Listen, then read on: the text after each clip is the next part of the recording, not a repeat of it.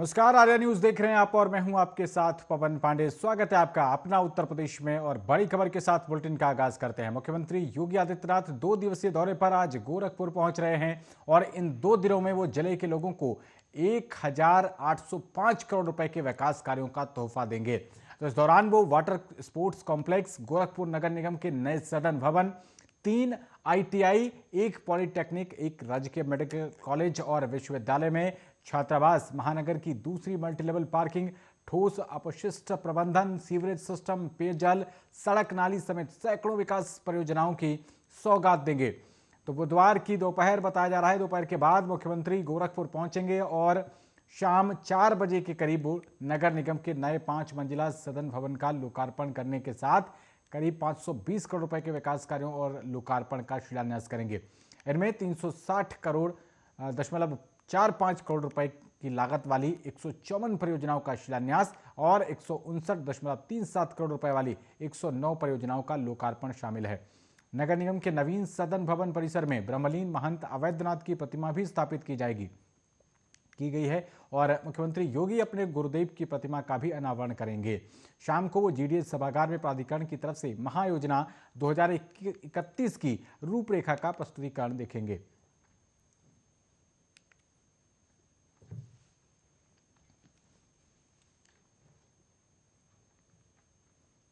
वहीं सीएम योगी ने बेसिक शिक्षा के अनुदेशकों का मानदेय 2,000 रुपए बढ़ाने का ऐलान किया है। इसके अलावा स्कूल की हर रसोइये को साल में 2 साड़ी, हेयर कैप और एप्रन दिया जाएगा। इसके लिए रसोइये को 5 लाख रुपए का स्वास्थ्य कवर बीमा भी मिलेगा। वहीं मुख्यमंत्री योगी आदित्यनाथ ने बेसिक शिक्षा के अनुदेशकों और रसोइयों के कार्यक्रम में इसकी घोषणा की है। कार्यक्रम में मुख्यमंत्री योगी आदित्यनाथ ने अनुदेशकों और रसोइयों को संबोधित करते हुए कहा कि 2017 के चुनाव में अगर बीजेपी सत्ता में ना आई होती तो हजारों सरकारी स्कूल बंद हो जाते और आप सबकी नौकरी भी ना बचती। पहले की सरकार सिर्फ एक परिवार की सरकार थी, उन्हें ना तो शिक्षा से मतलब था और ना ही विकास से। तो बीजेपी की सरकार के प्रयासों से अब प्रदेश विकास के पथ पर आगे बढ़ रहा है। उन्होंने कहा कि बीजेपी राज में प्रदेश में कानून का शासन स्थापित हुआ है। अब माफिया प्रदेश छोड़कर भाग रहे हैं। प्रदेश में शिक्षा के क्षेत्र में बड़े परिवर्तन किए गए हैं। स्कूल जाने वाले बच्चों की संख्या बढ़ी है।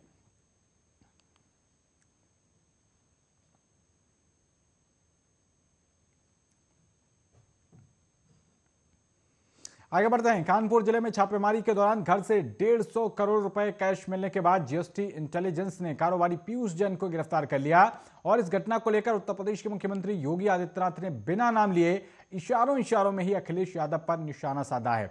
सीएम योगी ने नोटबंदी का जिक्र करते हुए कहा कि आज पैसा दीवारों से निकल रहा है, कमरे नोटों से भरे पड़े हैं। अब जनता को समझ में आ रहा होगा कि बबुआ नोटबंदी का विरोध क्यों करता था।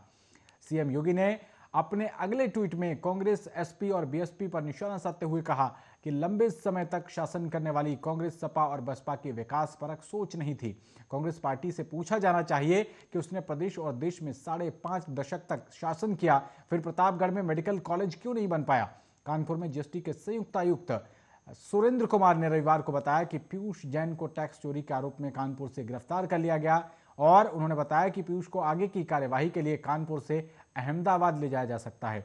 एक अन्य अधिकारी ने नाम उजागर न करने की शर्त पर बताया है कि पिछले गुरुवार को पीयूष जैन के विभिन्न परिसरों में हाल में ही मारे गए छापे के दौरान सोने और चांदी समेत कुल 257 करोड़ रुपए की संपत्ति बरामद की गई थी।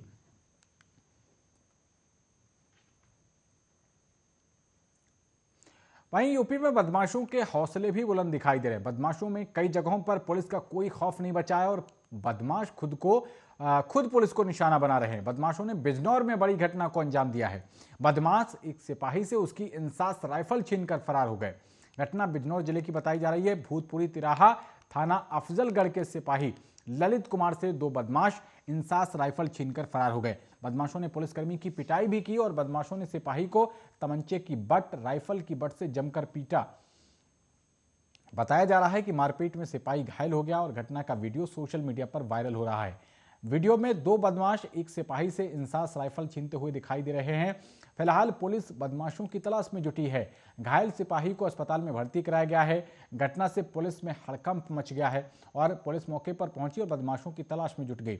अभी तक बदमाशों की पहचान नहीं हो पाई है और ना ही राइफल मिल पाई है। जानकारी के मुताबिक मंगलवार की रात करीब 1 बजे भूतपुरी में रुद्रपुर से ट्रक में मैली भरकर लाई जा रही थी और कुछ मैली भूतपुरी सड़क पर गिर गई, जिसको वहां से हटाने के लिए जेसीबी मशीन मंगाई गई थी।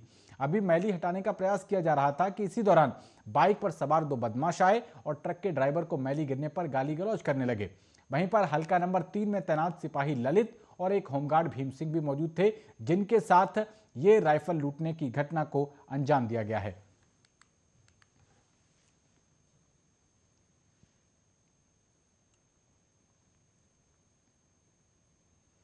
आगे बढ़ते हैं। केंद्र सरकार द्वारा कृषि कानूनों को वापस लेने के बाद किसानों का धरना तो खत्म हो गया है, लेकिन आंदोलन का चेहरा रहे राकेश टिकैत अब भी काफी सक्रिय भूमिका में नजर आ रहे हैं। दरअसल बीते दिन मुजफ्फरनगर जिला पंचायत कार्यालय पर विकास कार्यों के लिए पैसा न मिलने का आरोप लगाकर 13 सदस्यों के द्वारा भारतीय किसान यूनियन के बैनर तले प्रदर्शन किया जा रहा था। इस दौरान भाकियू के राष्ट्रीय प्रवक्ता राकेश टिकैत भी इस धरने में पहुंचे और उन्होंने कहा कि वो जानते हैं कि जिला पंचायत कौन चला रहा है। वहीं सरकार पर निशाना साधते हुए उन्होंने कहा कि इस बार चुनावों में सरकार को भी जनता की गर्माहट का पता चल जाएगा। टिकैत ने यह तक कह दिया कि इस बार जनता भाजपा की धूल उतार देगी। बता दें कि मुजफ्फरनगर जिला पंचायत के 13 सदस्यों को विकास कार्यों के लिए बजट नहीं मिलने से नाराज भारतीय किसान यूनियन के कार्यकर्ताओं ने जमकर हंगामा करते हुए जिला पंचायत कार्यालय पर तालाबंदी कर दी। जिला पंचायत सदस्यों ने कहा कि जिला पंचायत अध्यक्ष भेदभाव से कार्य कर रहे हैं। वहीं भाकियू प्रवक्ता राकेश टिकैत इस दौरान मौजूद रहे और कहा कि प्रशासन और अधिकारी निष्पक्ष तरीके से कार्य करें। वहीं आपको बता दें कि प्रशासन और भाकियू कार्यकर्ताओं की कमेटी बनाकर 2 दिन में समाधान का भरोसा दिलाने के बाद कार्यकर्ता अपने घर लौट गए। वहीं राकेश टिकैत ने कहा कि अगर समाधान नहीं हुआ तो कलेक्ट्रेट में धरना प्रदर्शन दोबारा किया जाएगा।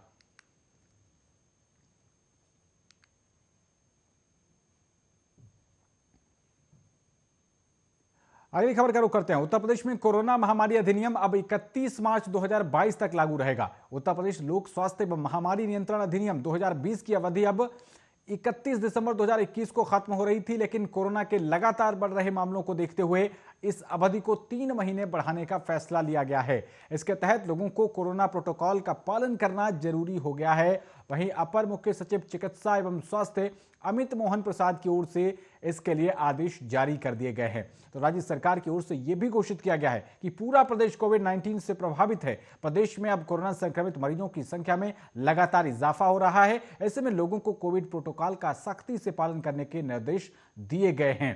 तो यूपी में कोरोना वायरस से संक्रमित मरीजों की संख्या में इजाफे को देखते हुए संसाधन बढ़ाने पर भी जोर दिया जा रहा है। 30 दिसंबर को वीडियो कॉन्फ्रेंसिंग के माध्यम से स्वास्थ्य विभाग के आला अधिकारी जिलों में तैयारियों की जानकारी लेंगे और फिर इन तैयारियों को 3 और 4 जनवरी 2022 को फिर से मॉक ड्रिल के जरिए इनको परखा जाएगा। कोरोना की संभावित तीसरी लहर से मुकाबले के लिए इंतजाम कितने पुख्ता हैं, इसकी टोह लेकर कमियों को दूर किया जाएगा। तो पहले 16 और 17 दिसंबर को इस बाबत मॉक ड्रिल की जा चुकी है। तो देश भर में इस वक्त कोरोना और कोरोना के नए वेरिएंट ओमिक्रॉन का कहर जारी है, लेकिन नोएडा और गाजियाबाद इस वक्त अपने मौजूदा साधनों की वजह से लड़ने के लिए पूरे तरीके से तैयार है। नोएडा और गाजियाबाद के अनुसार उनके पास दूसरी लहर की तुलना में अधिक कोविड बेड हैं और जैसे ही मामलों में इजाफा हुआ तो इन्हें एक्टिव किया जा सकेगा। कुछ महीनों की खामोशी के बाद दोनों जिलों में कोविड की संख्या फिर से बढ़ने लगी है और इस महीने जहां गाजियाबाद में अब तक 85 मामले सामने आए हैं, वहीं नोएडा में 113 मामले सामने आए हैं। गाजियाबाद में 55 सक्रिय मामले हैं, जिनमें से 52 मरीज होम आइसोलेशन में हैं। नोएडा में 56 मरीज हैं, जिनमें से सभी घर पर ठीक हो रहे हैं। अब तक गाजियाबाद और नोएडा में 8 लोग विदेश से लौटने के बाद कोरोना पॉजिटिव पाए गए। नोएडा के मुख्य स्वास्थ्य अधिकारी सुनील शर्मा ने कहा है कि बिस्तरों और अस्पतालों की संख्या बढ़ाने की प्लानिंग जिले में दर्ज मामलों की संख्या पर आधारित थी। जब कोविड के मामले पिछली लहर के चरम के 10% और 25% और 50% तक पहुंच जाते हैं तो बेड बढ़ा दिए जाएंगे। उन्होंने कहा कि कोविड अस्पतालों की पहले ही पहचान कर ली गई है और उन्हें शॉर्ट नोटिस पर तैयार किया जा सकता है। तो वहीं इस बार बेड बढ़ाकर 4,500 किए जा सकते हैं। बच्चों के लिए भी 450 बेड की व्यवस्था है। उधर गाजियाबाद भी अपनी योजना के साथ पूरी तरह तैयार है। जिला निगरानी अधिकारी आर.के. गुप्ता ने कहा है कि जिला मजिस्ट्रेट की अध्यक्षता में एक कोविड प्रबंधन समिति दैनिक रूप से इस पूरे मामले की निगरानी कर रही है। निगरानी, संपर्क, ट्रेसिंग, आरआरटी की तैनाती और रेफरल सेवाओं से शुरू होने वाली सभी वरिष्ठ प्रशासनिक और स्वास्थ्य अधिकारियों को विशिष्ट भूमिकाएं दी गई हैं। इसी बीच पिछले 3 दिनों में 34 मामले सामने आने के बाद गाजियाबाद में सोमवार को केवल 2 कोविड मामलों की पुष्टि की गई।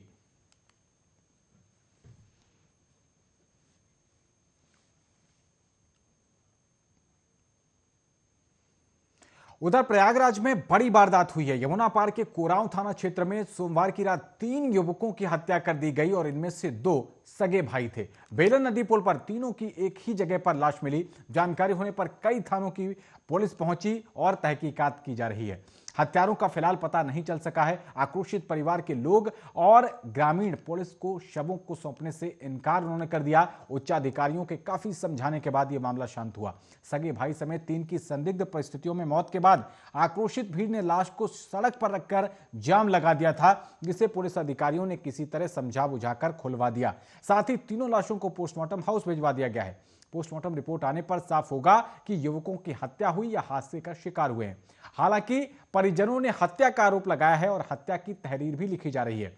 अब तक की जांच में पता चला है कि सूचना मिलने के थोड़ी देर बाद बताया जा रहा है कि आकाश का चाचा जो था मौके पर पहुंचा था और उसने अपने भतीजे का मोबाइल अपने पास रख लिया था, जिसे बाद में सीओ ने अपने कब्जे में लिया। व्यापारी के बेटे के पास पैसा कितना और किससे वो लेकर आ रहे थे, इसकी जानकारी भी जुटाई जा रही है। घटनास्थल से कुछ दूर पर लगे सीसीटीवी फुटेज को भी खंगाला जा रहा है।